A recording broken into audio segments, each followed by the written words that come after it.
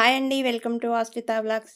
ఈరోజు నేను paneer butter masala curry చూపిస్తాను. మన ఇంట్లో ఉండే వాటితోటే చాలా ఈజీగా, రుచికరంగా, చాలా త్వరగా చేసుకునే వంటకం. ఇది చపాతీలోకి, పూరీలోకి, రైస్‌లోకి కూడా చాలా బావుంటుంది. అందరూ చాలా ఇష్టంగా తింటారు. ఇలా చేసి పెడితే ఇంట్లో వాళ్ళు ఒక్క బుక్క కూడా వదిలిపెట్టకుండా ఇంకో బుక్క ఎక్కువే తింటారండి. అంత టేస్టీగా ఉంటుంది. అది ఎలా చేయాలో చూద్దాం.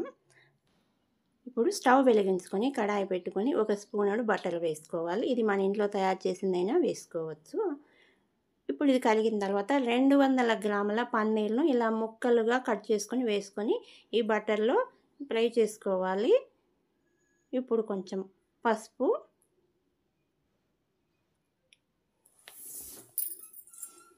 ఉప్పు కూడా వేసుకొని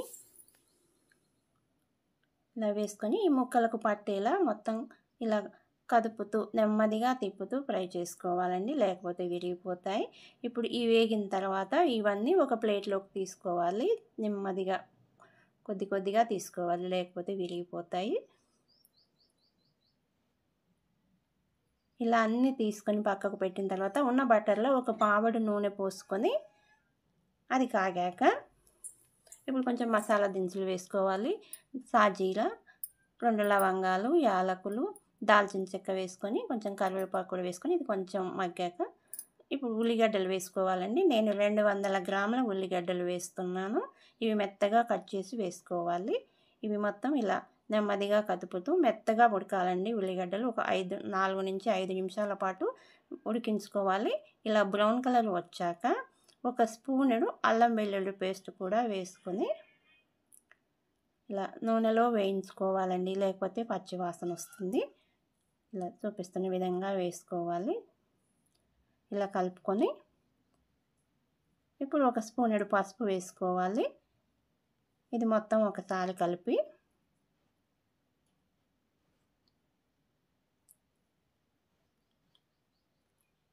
ఇప్పుడు ఒక 2 పెద్ద టమాటాలు ఇలా గ్రైండ్ చేసి ప్యూరీ చేసుకొని వేసుకోవాలి. పెద్దవైతే 2, చిన్నవైతే 3 వేసుకోవాలి.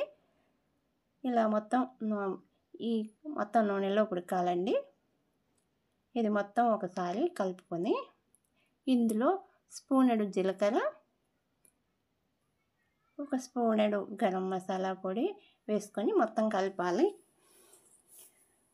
ఇది మొత్తం ఇందులో నూనెలో ఉడకాలండి. ఇప్పుడు కొంచెం ఒక చిటికెడంత కసూరి మేతి నలిచి వేసుకోవాలి. 2 గరిటెల కారం వేస్తున్నాను. మనం తినేదాన్ని బట్టి వేసుకోవాలండి. తక్కువ తింటోళ్ళు తక్కువ వేసుకోవచ్చు. ఇలా మొత్తం కలిపి ఉండలు లేకుండా ఈ గ్రేవీలో ఉడకాలండి. కారం ఇవన్నీ ఒకసారి బాగా ఒక 2-3 నిమిషాల తర్వాత మనం ఫ్రై చేసి పెట్టుకున్న పన్నీర్ను కూడా ఇందులో వేసి మొత్తం కలపాలి. ఇవి మొత్తం పట్టాలి, పన్నీర్కు పడితే టేస్టీగా వస్తాయి. మనకు రుచి అంత వాటికి పట్టి తినేటప్పుడు టేస్ట్ తెలుస్తుందండి. ఇప్పుడు దీనికి కావాల్సిన ఎసరు పోసుకోవాలి. నేనైతే 1 గ్లాసున్నర పోస్తానండి. ఇలా నెమ్మదిగా కలుపుకోవాలండి, లేకపోతే పన్నీర్ ముక్కలు విరిగిపోతాయి. ఇలా ఒక 4 నుంచి 5 నిమిషాల పాటు ఉడికించుకోవాలి. ఒక 4 పచ్చిమిరపకాయలు కూడా కట్ చేసుకొని వేసుకోవాలి. ఇప్పుడు 5 నిమిషాల తర్వాత ఇలా ఉడికింది. ఇప్పుడు కొంచెం ఉప్పు వేసుకోవాలి. మనం సైడ్ చూసుకొని వేసుకొని ఇలా ఒకసారి అంతా కలిపి ఇప్పుడు లాస్ట్లో కొత్తిమీర వేసుకొని స్టవ్ ఆపేసుకోవాలండి. ఇదండి నా పన్నీర్ బటర్ మసాలా కర్రీ. దీన్ని చపాతీలోకి,